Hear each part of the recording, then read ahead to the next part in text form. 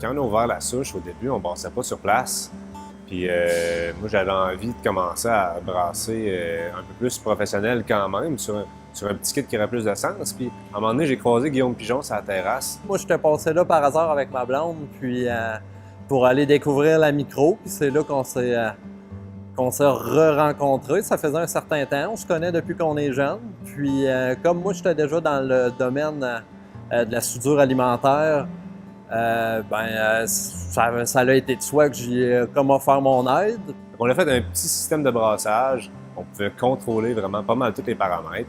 Mais tu sais, brasser 40 litres de la fois, comme pour tester les recettes de la souche. C'est là que tout a commencé pour nous autres. Puis ça a évolué beaucoup depuis. Par la suite, la souche commençait à être limitée pas mal en production, puis j'avais besoin de nouvelles cuves. C'est à ce moment-là que j'ai rappelé Guillaume, voir s'il était disponible pour me faire ces cuves-là. Ça a été vraiment une autre belle expérience là, de travailler dans le domaine brassicole. J'ai commencé en même temps à me faire des contacts ailleurs, puis c'est là que j'ai entrevu de me partir en affaires dans ce domaine-là. On s'est dit qu'on était rendu à prendre les plus grosses bouchées, qu'était le temps de s'émanciper en tant que brasserie. Puis on a décidé de faire un plus gros projet, carrément. On a acheté un terrain, on a construit une belle bâtisse dessus. Le but de tout ça, c'était d'embouteiller la bière, donc de la distribuer. C'est bien beau avoir tout ça, mais il nous fallait un beau petit système de brassage avec ça. Quand je dis un beau petit, c'est quand même des brasses de 8 fois plus que ce qu'on faisait à Limoilou à chaque jour. Donc, on a approché Guillaume, encore une fois, voir s'il était disponible, s'il y avait le temps, le goût de faire ça avec nous autres. On a travaillé sur beaucoup de projets de cuves pour les microbrasseries, des systèmes de brassage. On est rendu 5 employés. Ça nous amène ici là, actuellement dans le système de brassage de la souche à Stoneham, qui est un système 2000 litres, notre plus gros qu'on a fait à date. C'est un projet quand même assez d'envergure.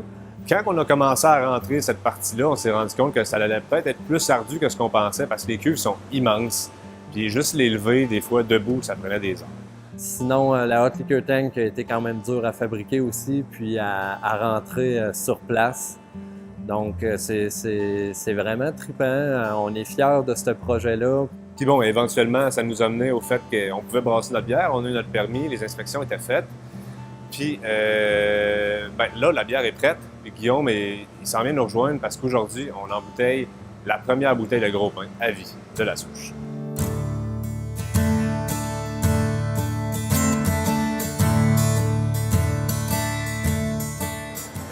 Toute première bouteille de gros pain, tout premier brassin ici à l'usine. On goûte à ça. Certainement. C'est notre rousse classique. Puis dans le fond, c'est une Irish Red.